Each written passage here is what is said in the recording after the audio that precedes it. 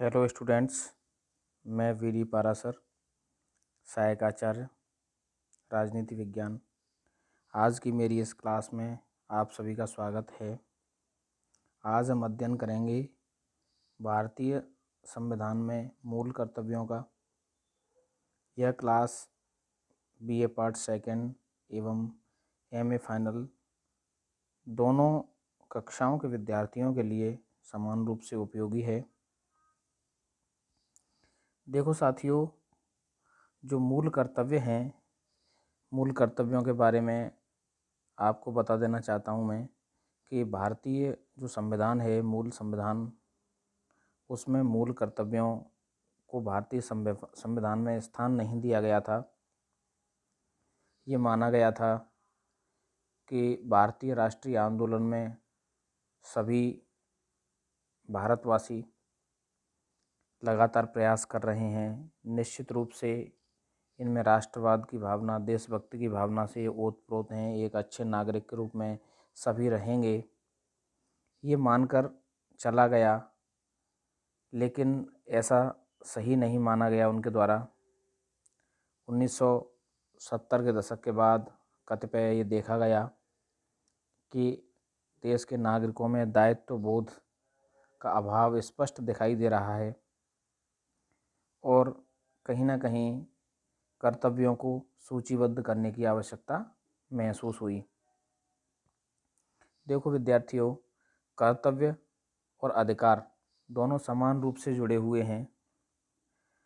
हम ये कह सकते हैं कि एक ही सिक्के के दो पहलू हैं। हमें अधिकारों की मांग तभी करनी चाहिए जब हम कर्तव्यों के प्रति सजग हों, जागरूक हों, हमारे अंदर दायित्वबोध हो। लेकिन अक्सर आज ये देखा जा रहा है, आज की नौजवान पीढ़ी के अंदर ये मुख्यतया देखा जा रहा है कि वो अधिकारों के प्रति ज़्यादा सजग हैं और कर्तव्यों का उनको ज्ञान भी नहीं है। अगर उनसे पूछा जाए कि भारतीय संविधान में कौन से मूल कर्तव्य हैं, कितने मूल कर्तव्य हैं, तो ये देखा जाएगा कि उनको मूल कर्तव्यों की संख्या ही नहीं पता हो। तो इसमें कोई अचरज नहीं होगा। भारतीय संविधान में मूल कर्तव्यों को पूर्व रूसी संविधान से प्रभावित होकर शामिल किया गया। उल्लेखनीय है कि प्रमुख लोकतांत्रिक देशों जैसे अमेरिका, कनाडा, फ्रांस, जर्मनी आदि के संविधानों में नागरिकों के कर्तव्यों को विश्लेषित नहीं किया गया है।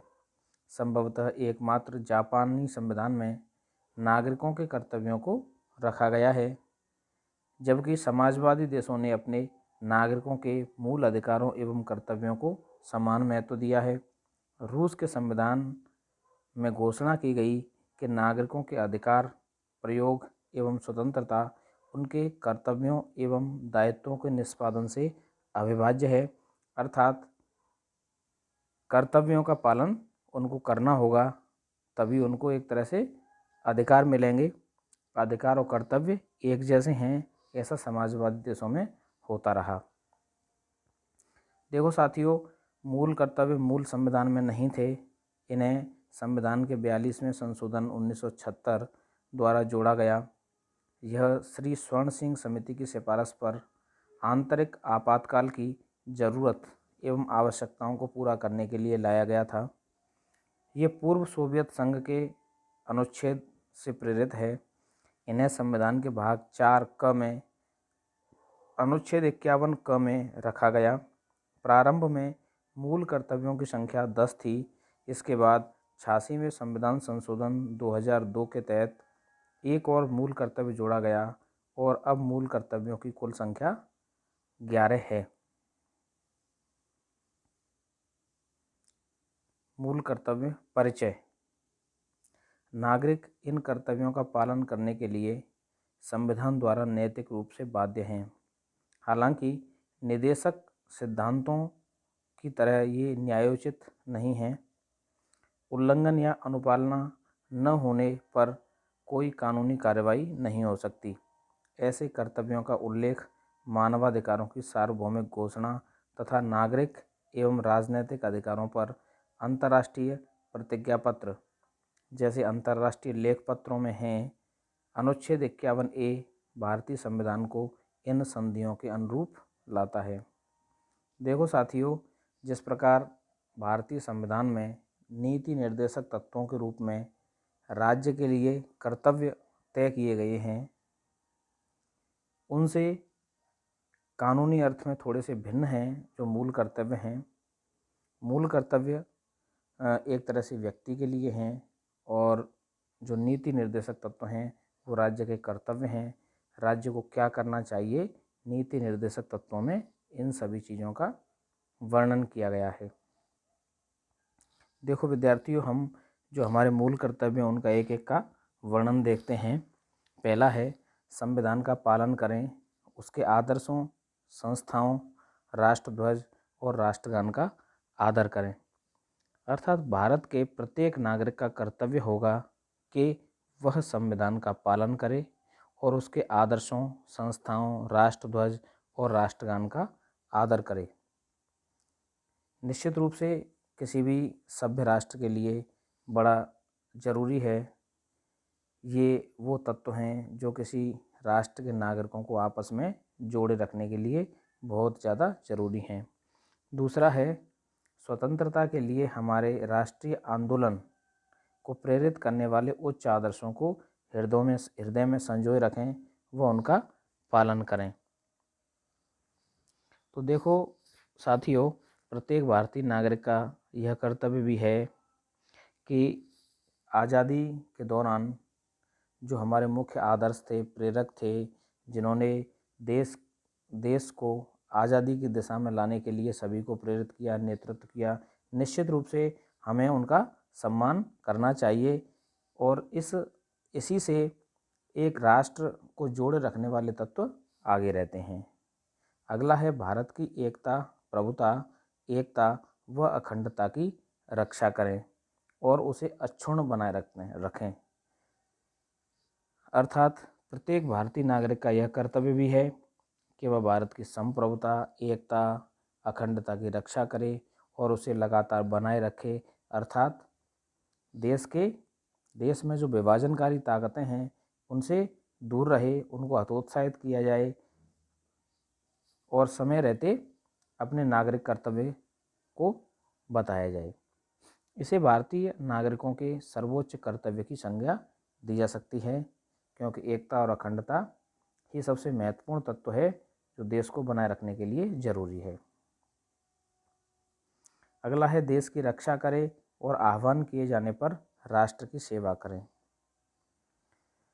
प्रत्येक भारतीय का ये कर्तव्य है कि वो देश की रक्षा के लिए यथासंभव सहयोग करे, जो सहयोग वो कर सकता है। अगला 5वां बिंदु है भारत के सभी लोग समरसता और सम्मान एवं भ्रातृत्व की भावना का निर्माण करें, मतलब भाईचारे की भावना का निर्माण करें, जो धर्म, भाषा और प्रदेश या वर्ग के भेदभाव पर आधारित न हो। उन सभी प्रथाओं का त्याग करें जो महिलाओं के सम्मान के विरुद्ध हों, चाहे वह प्रथाएं किसी भी धर्म से संबंधित हों। उन सभी प्रथाओं का हमें त्याग करना चाहिए जो स्त्रियों अर्थात महिलाओं के सम्मान के विरुद्ध हैं। हमारी सामाजिक संस्कृति की गौरवशाली परंपरा का महत्व समझें और उसका परिरक्षण करें। प्राकृतिक पर्यावरण जिसके अंतर्गत वन, झील, नदी, वन्य प्राणी आते हैं की रक्षा व संवर्धन करें तथा प्राणी मात्र के प्रति दया भाव रखें। वैज्ञानिक दृष्टिकोण, मानववाद व ज्ञानार्जन तथा सुधार की भावना का विकास करें। निश्चित रूप से हम सबका ये दायित्व है कि जो अंधविश्वास, कुरीतियाँ, ऐसी प्रथाएं लगातार चली आ रही हैं जो अतार्किक हैं, निश्चित रूप से हमें वाद विवाद एवं बहस के द्वारा उनके सत्यता को जानना चाहिए और उन पर तर्क करना चाहिए। अगर तर्क की कसौटी पे, वैज्ञानिकता की कसौटी पे वो खरी उतरती हैं, तभी हम उन प्रथाओं के प्रति श्रद्धा रखें। सार्वजनिक संपत्ति को सुरक्षित रखें व हिंसा से दूर रहें। व्यक्तिगत और सामूहिक गतिविधियों के सभी क्षेत्रों में सतत उत्कर्ष की ओर बढ़ने का प्रयास करें, जिससे राष्ट्र प्रगति करते हुए उपलब्धियों की नई ऊंचाइयों को छू ले। यदि आप माता पिता या संरक्षक हैं तो 6 से 14 वर्ष की आयु वाले अपने या प्रतिपाल्य बच्चे को शिक्षा के अवसर प्रदान करें। इसे 86 में संविधान संशोधन 2002 के द्वारा जोड़ा गया। इसका आशय यह है कि अगर 6 से 14 वर्ष की आयु के मध्य में कोई बालक जिसके आप माता पिता हैं या संरक्षक हैं, अभिभावक हैं, तो आपकी जिम्मेदारी बनती है कि आप उसको प्राथमिक शिक्षा मुहैया कराएं। ये उस बच्चे का तो अधिकार है, लेकिन ये आपका कर्तव्य है कि आपको ये उसको मुहैया कराने चाहिए। देखो साथियों, मूल अधिकारों का महत्व। मूल अधिकारों का एक तरह से हम महत्व से पहले थोड़ा सा हम आलोचना पे चर्चा कर लें कि मूल अधिकारों की एक तरह से क्या आलोचना भारतीय संविधान में की जाती हैं कि कर्तव्यों के उल्लंघन पर दंड की व्यवस्था नहीं। एक ही आलोचना इसकी की जाती है कि तमाम संविधानों में, समाजवादी देशों के संविधानों में दंड की व्यवस्था की जाती है। इसकी आलोचना ये भी कही जाती है कि भाषा की अस्पष्टता है। उदाहरण के लिए वैज्ञानिक दृष्टिकोण, मानववाद, सुधार की भावना का विकास, इन सभी क्षेत्रों में उत्कृष्टता के प्रयास आदि ऐसी बातें हैं जिनकी व्याख्या विभिन्न व्यक्ति अपने अपने दृष्टिकोण एवं मान्यताओं के अनुसार मनमाने रूप से कर सकते हैं। तो क्लियर नहीं है, ये भी आलोचना की जाती है आलोचकों द्वारा। अत्यधिक आदर्शवादी हैं, ये आलोचना की जाती है। शासन के अत्याचार की आशंका की व्यक्त की जाती है। इनको लेके ये कहा जाता है, उदाहरण के लिए भारत की संप्रभुता के नाम पर शासन की संप्रभुता स्थापित करने का प्रयत्न किया जाता है। पिछले 25 वर्षों में समय समय पर ऐसी सफल असफल चेष्टाएं की जा चुकी हैं, अतः यह आशंका पूर्णतः निर्मूल नहीं है। तो तमाम तरह की आलोचना इनकी की जाती हैं, आलोचनाओं से परे नहीं है मूल कर्तव्य, लेकिन मूल कर्तव्यों का अपना एक अलग महत्व है। निश्चित रूप से किसी राज्य को तब राष्ट्र कह सकते हैं जब उनके नागरिकों में कर्तव्य पालन की भावना होगी, दायित्व बोध होगा। निश्चित रूप से वो समझेंगे कि राष्ट्र के प्रति हमारे कुछ कर्तव्य हैं। राष्ट्र ही हमें सब कुछ एक तरफा देने वाला नहीं है, हमें भी राष्ट्र को कुछ देना होगा। हमें भी राष्ट्र के प्रति एक ऐसा भाव रखना होगा जो भाव परम हो, जिस भाव के आधार पर हम सम्मान की दृष्टि से उसको देखें। देखो साथियों, मूल कर्तव्यों के महत्व में नागरिकों को कर्तव्य विमुखता से बचाने हेतु इनका महत्व है। निश्चित रूप से अगर कोई नागरिक ये कहे कि मेरे कोई कर्तव्य नहीं है, तो वो उनको एक तरह से आईना दिखाता है नागरिकों को। नागरिक अगर ये समझते हैं, कोई भी व्यक्ति ये समझता है कि मैं बहुत महान आदमी हूँ, तो हो सकता है कि मूल कर्तव्यों में से वो किसी न किसी का उल्लंघन कर रहा हो। निश्चित रूप से अगर वो उन कर्तव्यों को पढ़ेगा तो उसको आईना पता चल जाएगा। ये नागरिकों के लिए आदर्श स्थापित करते हैं, अर्थात एक अच्छे नागरिक को क्या करना चाहिए, किस रास्ते चलना चाहिए, उसको एक तरह से मार्ग दिखाने का कार्य मूल कर्तव्य करते हैं। राष्ट्रीय विकास में सहायता करते हैं। निश्चित रूप से किसी राष्ट्र का विकास भौतिक संसाधनों, संपदाओं से नहीं हो सकता।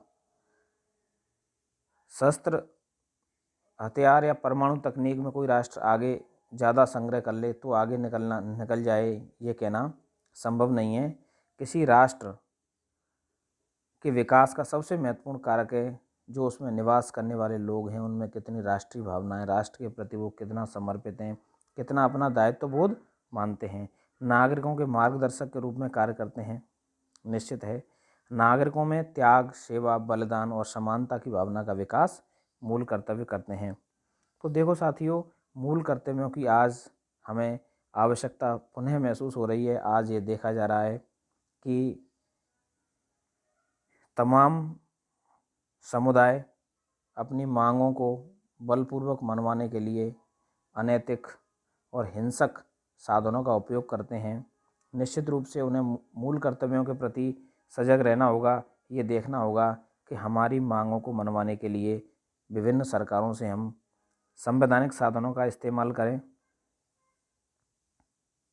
धन्यवाद।